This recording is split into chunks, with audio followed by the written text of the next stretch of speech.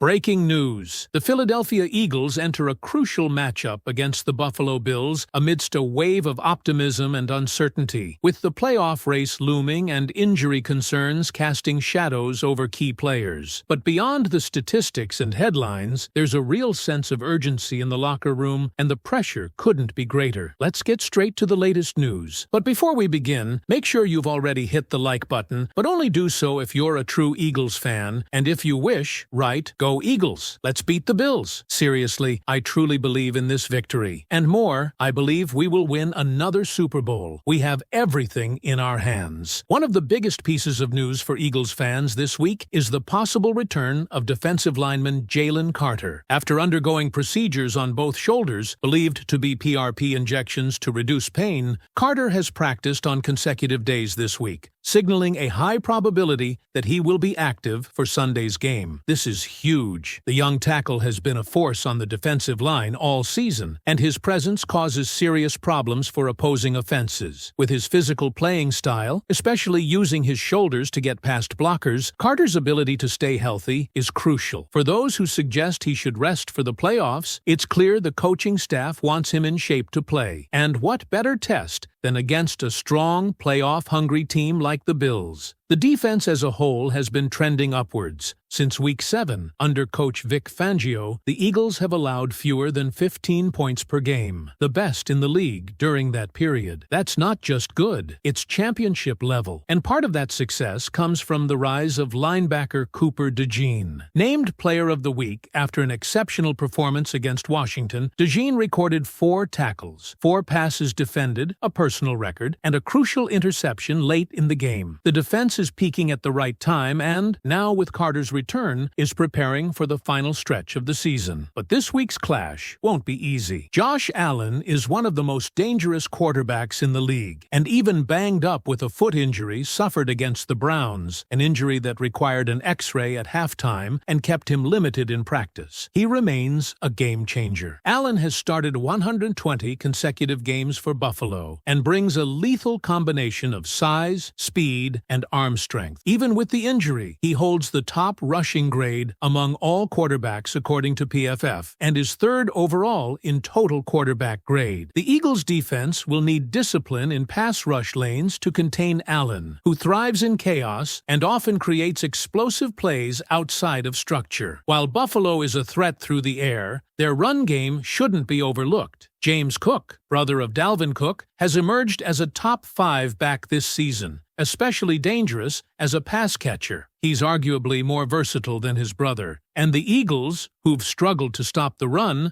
will have to bring their A-game. Stopping the run has been a soft spot for this Philly defense, and that vulnerability can't persist into January. On the offensive side of the ball, there's cautious optimism. The Eagles are rediscovering their identity with a more balanced attack, reminiscent of last season's success. Over the past few games, the run game has looked alive again, reminiscent of what made them so dangerous during their 2022 campaign. Better blocking, fewer penalties, and a revitalized offensive line have all played a role. It's worth noting, though, that Saquon Barkley was mentioned mistakenly by the host, likely a slip given he plays for the Giants. What's more important is how the Eagles' own backfield, with DeAndre Swift and Kenneth Gainwell, can exploit a Buffalo defense ranked 31st in yards per carry allowed, 5.4, and 30th in total rushing yards allowed per game, 144.3. This is a golden opportunity. Special teams, however, are a bit of a concern. Jake Elliott, normally reliable, has struggled recently. 3 missed kicks last week against Washington raised eyebrows, and he's just 5 for 15 from 50-plus yards over the past 2 years. Still, with Nick Sirianni keeping close to Elliott on the sideline, there's hope he can bounce back. The good news? In the playoffs, Elliott is nearly perfect, 26 of 27 or 27 of 28, depending on the stat you pull. When the lights are brightest, he tends to deliver. Injuries remain a concern heading into this game. On Christmas Eve, Lane Johnson, Landon Dickerson, and A.J. Brown all missed practice. Johnson hasn't practiced all week, and while the belief is he will play, that status now seems murky. The Eagles are simply a different team with him on the field. 110-57-1 with him since 2013 compared to 17-26 without. He hasn't allowed a sack this season and has one of the lowest pressure rates among right tackles. Losing him would be a massive blow. Landon Dickerson, who's quietly been grinding through the season, has shown improvement lately, though his Pro Football Focus grade still leaves room for criticism. His run blocking is decent, but the pass blocking has been shaky. With 30 pressures surrendered this season, his performance will be key against Buffalo's defensive front. Then there's A.J. Brown. Fans and media have been vocal about his frustration over targets and offensive inconsistency, but the numbers don't lie. He's on the brink of another historic season. With 935 yards already, he needs just 65 more to crack 1,000 yards for the fourth consecutive season. No Eagles receiver in history has ever done that. Despite the outside noise, and even some blaming Jalen Hurts for his production dips, AJ continues to deliver. He missed practice, reportedly due to getting his wisdom teeth removed, but is expected to be ready. The hope is that he plays and continues building on what's already been a remarkable run in Midnight Green. As for Buffalo, the strengths are obvious. Josh Allen, James Cook, a solid offensive line, but their weaknesses are glaring too. Their top wide receiver is Khalil Shakir, who doesn't exactly strike fear into defensive backs. And their defense, while capable of forcing turnovers, 20 on the year, gives up plenty of yards and points. Head coach Sean McDermott, a familiar face to Eagles fans from his days under Andy Reid, has built a reputation as a defensive mind. Yet that defense has regressed in recent years, and this version is arguably the weakest it's been during his tenure. All of this sets up for a high-stakes, late-season clash where playoff seeding, player health, and identity are all on the line. Philadelphia comes in as slight underdogs, with the betting line hovering around a pick'em. Weather could also be a factor, with forecasts predicting freezing rain and possible snow. Typical Buffalo chaos, and that could tip the scales in favor of a run-heavy Eagles offense, especially if they execute like they did last year. Now the question becomes, can the Eagles take advantage of a wounded Josh Allen, expose a porous Buffalo run defense, and overcome their own injury woes to make a statement with the playoffs looming? What do you think, Eagles fans? Will this team rise to the occasion and show the NFL they're still contenders? Let's pick up right where we left off, with a team on the brink of either reaffirming its dominance or exposing fatal flaws before the most important stretch of the season. The Philadelphia Eagles have spent much of the year battling expectations, navigating injuries,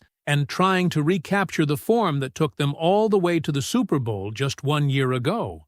And while the talent is still clearly there, the margin for error is shrinking by the week. At this stage, every unit has to elevate. The offensive line, long regarded as one of the most dominant in football, is facing real pressure. The uncertainty around Lane Johnson's availability looms large. His absence, if it comes to that, would send shockwaves through this unit.